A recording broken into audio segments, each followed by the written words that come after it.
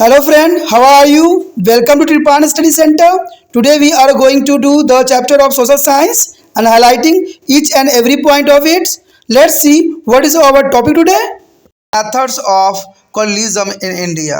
The method of colonialism in India, that is the most important topic here. Look at the map of Europe. You will find many big and small states on it. When the industrial revolution started in Europe, those small states did not have a sufficient raw material for their industry. A market for their is the finishing goods. These countries is now started looking for a market in Asia and Africa. That is important here. There is a market, there is a finishing good on industries, raw materials. Now they started looking for the market in Asia and Africa. England succeeded in controlling trade with the India and established the East India Company in a 16th century. This company was supported by the British government. The East India Company there is supported by the British government, and with the help of England was able to extend her territorial frontier to the Indian subcontinent. The first factory was established at Surat in 1613. There is important. The first factory was established at Surat in 1613. There is a UPC exam is important here. In 1615, Sir Thomas Roe got a permission from to the Mughal Empire Jahangir to open more factory at Agra. That is important also. The 1615, the Sir Thomas Roe got a promise for there is a permission for there is a Mughal Empire Jahangir to open more factory at Agra, Allahabad and Bauch. There is a most important three state on there is a factory of Agra in a permission for a Jahangir. There are most important settlement on the southern coastal and Madras where they built a fortified factory called the Fort H. George.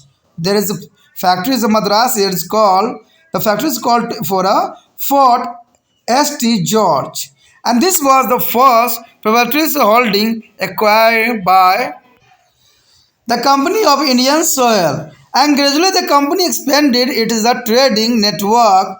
By that time, the company was well established in India.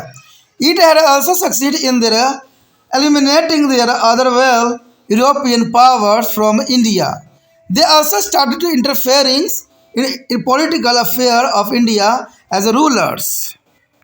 Here show the most important present day of Europe. There is a map of present day of Europe. There is a most important, and here Africa and Asia and Europe. There is a important map on your screen. Look at the map of 19th century of India. There is a most important map is the next year. Look, there is a map of 19th century India. What do you see? You will be looking at many big and small independent state. And this state had there is urban rulers, economical language and culture. These states were constantly at war with each other. There is important. This state were constantly at war with each other. It was not surprising that their affair and the easy prey with their European power, especially their British. It was the Battle of Plebiscite 1757 and Buxar 1764, which have provided their ground for the British success in India. Third, this is a battle, a long era of British political control over India began. The Battle of Plebiscite was won by the England in Bengal. The Plebiscite was won by the England in Bengal. The British made Mir Jafar the new Nawab of Bengal. British made Mir Jafar the new Nawab of Bengal in return for which they are received and emerged is a sum of money as well as the territory of 24 paragons from the Nawab. This is important. Some of the money as well as territory of 24 paragon from a Nawab. But Mir Jafar was not able to make a further payment to them. As a result, he was placed by the Mir Qasim, who is proved to a strong ruler. The Mir Kazams was not ready to meet their demand for more money or control. As a result, Mir Kazam was removed and Mir Jafar was made the Nawab again. Mir Kazam was the joint hand with the Nawab of Awadh and Siraj Udaulah and the Mughal Empire Shah Alam. Shah Alam too is plotting against the British. The battle took place at a place called the Buxar on 22 October 1764. Their defeat proved to be decisive. Though the British successfully gained control over the Bengal, the imposition of British ruler throughout the India was not an easy task. A number of regional powers opposed them and tried to extend the effort of the territorial expansion of British. Let us read about their various war visits to British against to Indian state. But first of all, see the 19th century map on your screen. On your screen, there is a Indian map that references territory under the Indian ruler. There is a show here a territory under the Indian ruler. There is all part of India, but territory under to British.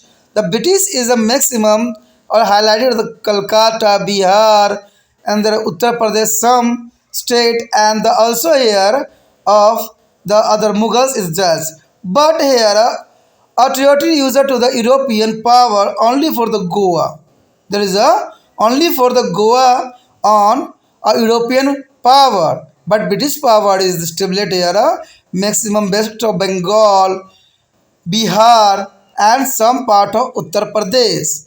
And also the other side. There is an important map on your screen, and you see the Madras and Pondicherry of here, the important or European country is this here stipulate. There is a most important. The next point here, Anglo-Mysore Wars. There is an important point here, Anglo-Mysore Wars. The Mysore emerged as a powerful state under the able leadership of Hyder Ali, and he is the son of Tipu Sultan in the second half of the 18th century. For what took place between Mysore and British, finally their fourth Anglo-Mysore Wars in 1799 and ended in the heroic defeat and death of Tipu Sultan. With his glorious chapter of struggle between Mysore and England come to an end. Larger part is like Kanara, Kambot, and the Seripatums were succeeded by the British. On your screen, there is the most important king here, Tipu Sultan. Tipu Sultan is the most important and struggle for the British. There is an important king on this period time. The next year, Anglo-Maratha War. The Anglo-Maratha War, there is an important. The Maratha were another formidable power in the western and central India during the second half of the 18th century. But the struggle for a power among themselves give a British an opportunity to be intervenes. There is the internal matters. The many wars took place between the British and Marathas mainly on account of the subsidiary alliance. Subsidiary alliance is which you will be read in a next. The third Anglo-Maratha War is 1817 to 19. There is 1870 to 19. There is a third Anglo-Maratha War was the last war between them. The English defected to the Peshawar and denoted him to be annexed all the territory. The Peshawar was a pensionoid of and sent to the Bithur near Kanpur, Uttar Pradesh. The next point here, Anglo-Sikh War. Anglo-Sikh War, there is a most important here. In northern West India, the Sikh under the able to the leader Maharana Ranjit Singh. The Maharana Ranjit Singh is 1792 to 1839. There is a most important period time here. The leader Maharaja Ranjit Singh became an effective political and military force. The British power is in India view there is a rise of Sikh as a potential threat. The British thus wanted to do wearing the Sikh under control. After death of Ranjit Singh in 1839, the lawlessness is prevalent in Punjab. The British took advantage of this and their first Anglo-Sikh war broke out in the 1845, which ended with the defeat of the Sikh. In the Second Anglo-Sikh War in 1849, the British finally defeated them in the Battle of Gujarat, a town on the river Chenab. This is 1849. The Sikh chief is surrounded and the Punjab was annexed by Lord of Dalhousie and Maharaja Dalip Singh. The Maharaja Dalip Singh, the son of Maharaja Ranjit Singh, was pensioned off and sent to England. Here on the screen here, Maharaja Ranjit Singh, there is a very powerful person on this period time here. The stability of Punjab on this person. The next point here, other consequent system of alliance and annexation. There is an important point right here. The third battle of Panipat against the Marathas in 1761 had already provided the stage for the success of British in India. Soon many more native states come under the British control. And this was done by a system of alliance called Doctrines of the Lapse and Subjudice Alliance. Doctrine of the Lapse has led to be a number of independent kingdoms, began annexed to be British Empire. And these were states that were enjoying British protection, but their rulers had died without any living and natural heir to be throne. And their adopted son could now not longer inherit to be property or the pension, which was granted to them by the British. In this way, Dalhousie is annexed to the Maratha state of Sura, Satara, and 1849 there is a here. Satara is a 1849 and Sambolpur is a 1850. Udaipur is a 1852 and Nagpur here 1853. Jhansi here 1854 and Awadh is a 1856. In a subsidiary alliance in the Indian state that were under a British protection had to be suspend their army and intended to the maintain British troops. And they also is surrounded there is control on their foreign affair and let go on their right to make alliance with other foreign states for any purpose and economics and political.